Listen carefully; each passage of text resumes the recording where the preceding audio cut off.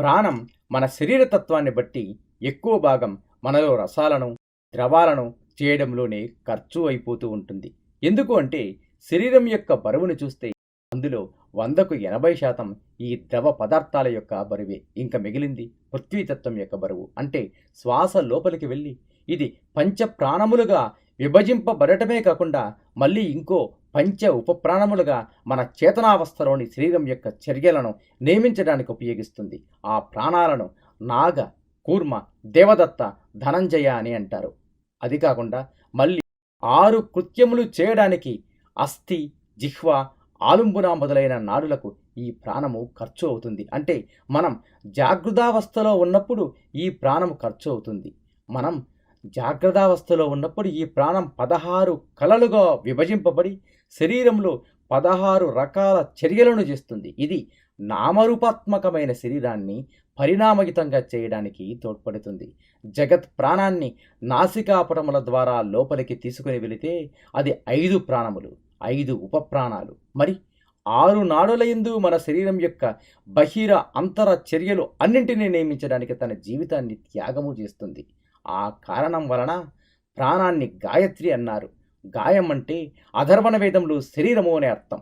ఈ ప్రాణం ఒక్కటిగా పంచతత్వాలను మిగిలిన నాడుల యొక్క చర్యలుగా కూడా తానే చేతనత్వాన్ని తీసుకుని వస్తూ 72,000 స్నాయు సముదాయములలో 72,000 కలలుగా సంచరిస్తూ ఉంటే మనం అందరము జీవించి ఉన్నాం.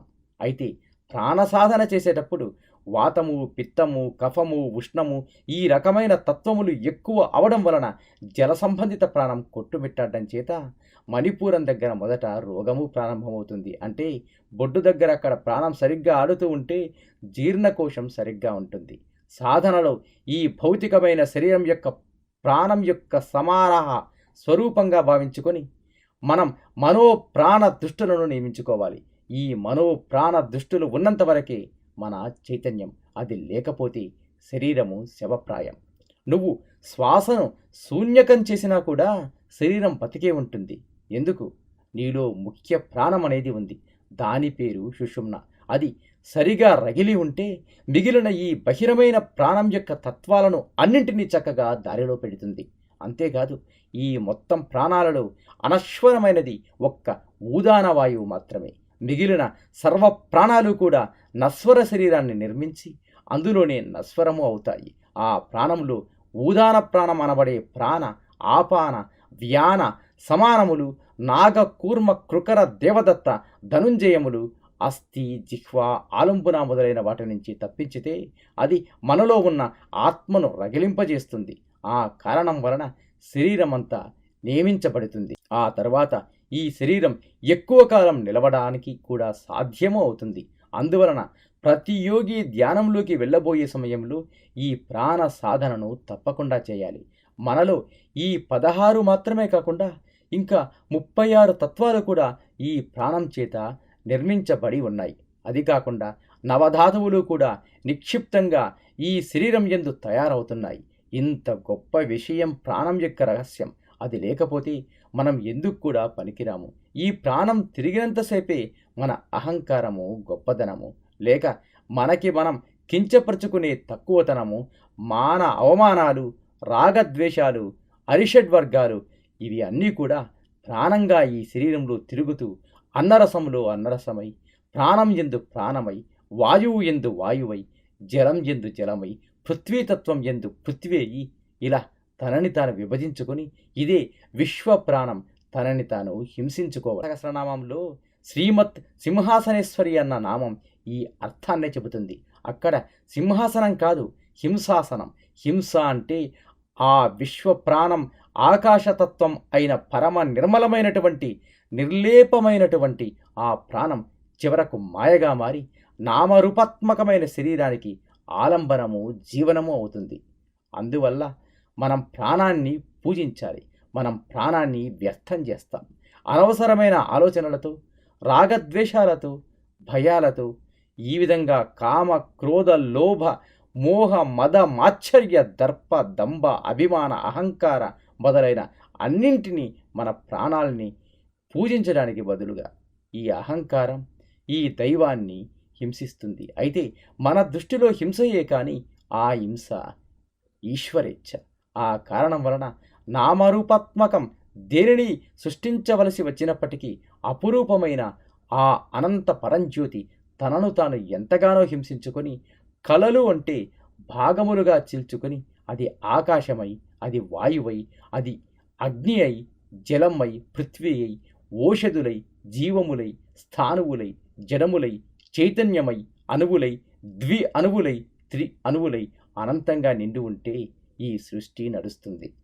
శ్రీవిద్యలో విరజాహోమంలో ఈ ప్రాణం మాయగా మారే ఈ లక్షణాన్ని ప్రాణాన్ జుహోమి స్వాహ అంటారు. అంటే అర్థం ధ్యానంలో ఈ ప్రాణాన్ని నామరూపాత్మక శరీరంలో చర్యలకు మాత్రమే కాక ఆ చర్యలకు మూల కారణం ఏదో అది కూడా అందులో ఉన్నదని తెలుసుకొని అదే ముఖ్య ప్రాణమని తెలుసుకొని ముఖ్య ప్రాణాన్ని పూజ చేయడమే యోగము, ధ్యానము. మనం సాధారణంగా యోగంలో అన్నీగా మారే ప్రాణాన్ని కుంభక, పూరక, రేచకములతో చేస్తాం. దానివలన రాక్షసుని పూజ చేస్తే రాక్షసత్వాన్ని విజృంపజేస్తుంది. అంటే మనం తీసిన శ్వాసను ఎంతసేపు ఏ చక్రం దగ్గర నిలిపినా మనసు జాగృతావస్థలో ఉన్నప్పుడు అది లౌకికం వైపు మరలుతుంది, నామరూపముల వైపు మరలుతుంది, కానీ బ్రహ్మ వైపు తిరగదు. ఆ కారణం వలనే చాలామంది యోగులు కుంభక, పూరక, రేచకములు చేస్తున్నప్పటికీ మాకు విశ్వ విరాట్ దర్శనం అవడం లేదు, జ్యోతి దర్శనం అవడం లేదు, బ్రహ్మానందం కలగడం లేదు, కానీ ఏదో శరీరం నిలుస్తుంది, అంతవరకు బాగానే ఉంది అంటారు. దానికి గల కారణాలు ఏమిటి?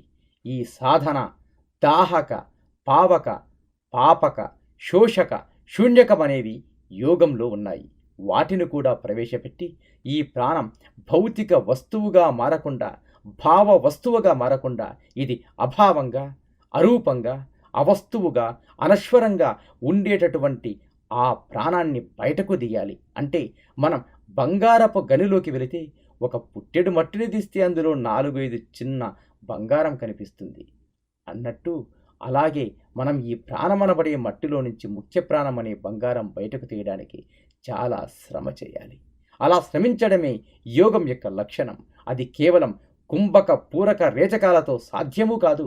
దాని వలన కూడా అష్టసిద్ధులు కలుగుతాయి.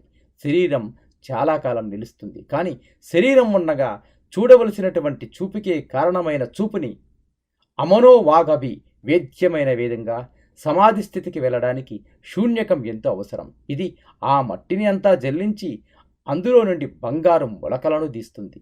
కాబట్టి నీ ప్రాణంలోని సువర్ణ జ్యోతిని బయటకు తీస్తే అప్పుడు ఈ మట్టి అంతా వ్యర్థం, అందులోని విలువైనది బంగారపు ముక్క. అలాగే ప్రాణంలో కూడా ప్రాణ, అపాన, వ్యాన సమానములను మట్టిగా చేసి అందులోంచి ఉదానం అనే బంగారపు మొలకను బయటకు తీయడం ఏదైతే ఉందో దాన్నే ప్రాణ సాధన అంటారు. అది తీయడం కష్టసాధ్యమైన పని, అంత తేలిక కాదు. అయినా కూడా ప్రయత్నం వలన అక్కడ బంగారం ఉంది అని గురువు చెబితే ఈ చోట్లో తీస్తే బంగారం దొరుకుతుంది అన్న విశ్వాసం సాధకునికి ఉంటే అప్పుడు సాధన తప్పకుండా జరుగుతుంది. అందువల్ల ప్రాణాన్ని ఉదానంగా మార్చడానికి పృథ్వీతత్వంలో మొత్తం ప్రాణమంతా కుంభకం అవుతుంది. స్వాధిష్టానం అనే అగ్నితత్వంలో ఆ ప్రాణం యొక్క పృథ్వీతత్వంలో ఉండే మట్టి అంతా ఉడికిపోతుంది. జలతత్వంలోకి వచ్చేసరికి పృథ్వీతత్వంలో ఉండే మట్టి అంతా కిందకు పోయి అక్కడ బంగారు మొలక మిగులుతుంది. దానికి ఉదాన వాయువు అని పేరు. కావున మణిపూరక కుంభకం వలన నీకు ఉదాన వాయువు ఉత్పన్నం కావడానికి వీలు ఉంది. అయితే దీనికి ఉదకం యొక్క ఆ మిగిలిన బంగారు కణికని అనాహతం దగ్గరకు తీసుకుని వెళితే అక్కడ ఉన్న వాయుమండలంలో పూర్తిగా శుద్ధి అవుతుంది. ఇంకా ఆకాశ మండలంలోకి వెళ్ళబోయే ముందు బంగారు కణిక లాంటి ప్రాణం జ్యోతి స్వరూపినిగా ఆజ్ఞాచక్రంలో దర్శనము ఇస్తుంది. ఈ లోపల అది జ్యోతి వరకు మూలాధారం దగ్గర అది పృథ్వీ జ్యోతి, స్వాధిష్టాన చక్రం దగ్గర అది అగ్ని జ్యోతి, మణిపూరకం దగ్గర అది జలజ్యోతి, అనాహతం దగ్గర అది వాయుజ్యోతి. ఇది ఆకాశంలో కనపడే మెరుపు తీగ లాంటి జ్యోతి, అది వాయుజ్యోతి.